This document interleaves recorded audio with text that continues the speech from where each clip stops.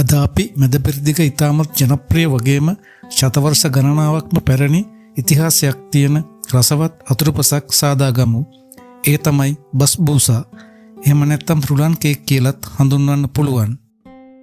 අපි සාමාන්‍යයෙන් කන කේක් වලට වඩා මෙහි විශේෂත්වයක් තියෙනවා.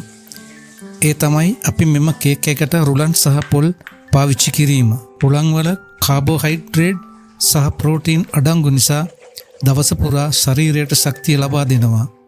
මැද පෙරදිග රටවල උපවාස කාලයට පස්සේ මේ ආහාරය වැඩිපුර ගන්නේ ඒ කාරණය නිසයි. බස්බූසා කියන අරාබි වචනය හැදලා තියෙන්නේ බස් කියන වචනයෙන්.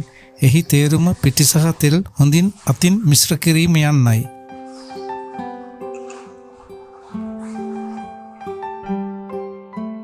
කුඩු කරගත් සීනි භාජනයට මේ ආකාරයට බිත්තර 3ක් කඩාගෙන එකතු කරගන්න.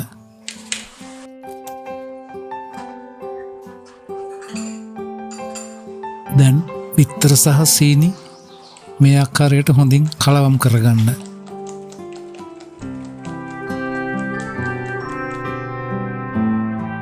දැන් අපි මේ මිශ්‍රණයට යෝගට් එකකුත් එකතු කරගමු.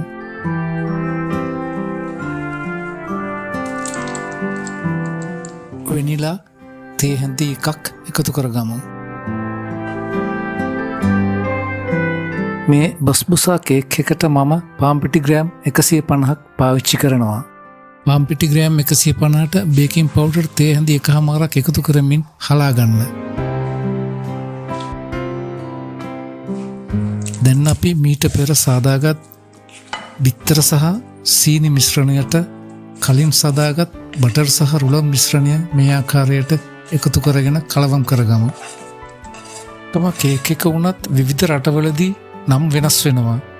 උදාහරණයක් ලෙස ග්‍රීසියේ සහ තුර්කියේ මේට කියන්නේ රවානි කියලයි. ලෙබනනයේදී මේට නමුරා කියලත් භාවිතා කරනවා. දැන් බේකින් පවුඩර් එකතු කරගත් පාම්පිටි ග්‍රෑම් 150ත් ටික ටික කේක් මිශ්‍රණයට කලවම් කරගන්න. බස්බූසා එකක් සාර්ථක වෙන්න නම් මේ මිශ්‍රණය ඕනාට වඩා ඕවර්මික්ස් කරන්න එපා. එහෙම වුණොත් කේක් එක ගොඩක් තද වෙන්න පුළුවන්.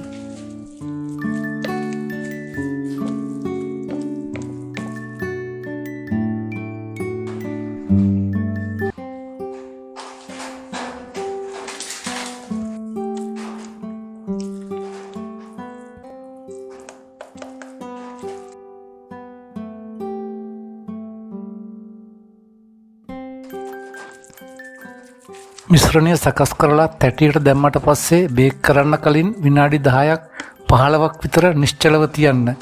එතකොට රුලන් වලට තෙතමනය හොඳින් උරාගෙන කේක් එක වඩාත් මුරුදු වෙනවා.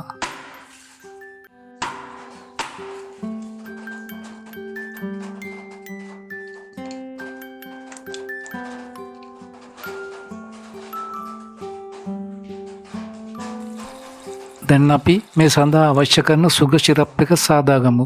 සීනි ග්‍රෑම් 100කට වතුර කෝප්පයක්, කුරුඳු කැබැල්ලක්, දෙහි පෙත්තක් එකතු කරමින් රත් කර සිරප් එක සාදාගන්න.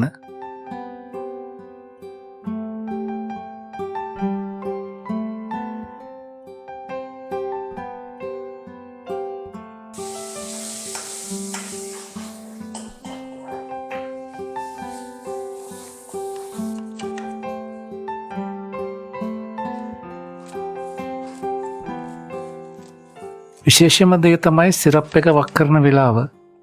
කේක් එක හොඳට රස්නෙට තියෙන්න ඕනි. හැබැයි සිරප් එක කාමර උෂ්ණත්වයේ තිබීම තමයි වඩාත්ම සුදුසු. එතකොටයි කේක් එක ඇතුළටම සිරප් එක හොඳින් උරාගෙන මුරුදු ගතිය කේක් එකට ලැබෙන්නේ.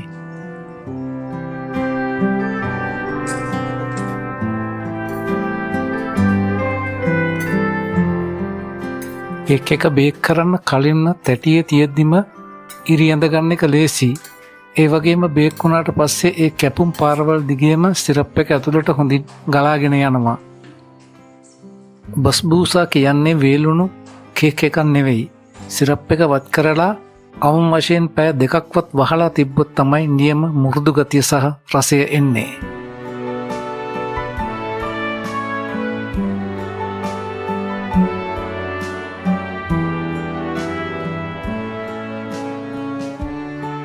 වීඩියෝව ගැන ඔබගේ අදහස් කමෙන්ට් කරන්න. වීඩියෝට ලයික් එකක් දමාගෙනම යන්න. සබ්ස්ක්‍රයිබ් කර බෙල් අයිකන් එක ක්ලික් කරන්න. අවසානයේදී වීඩියෝ නැරඹුව ඔබට ස්තුතියි. මම විපුල.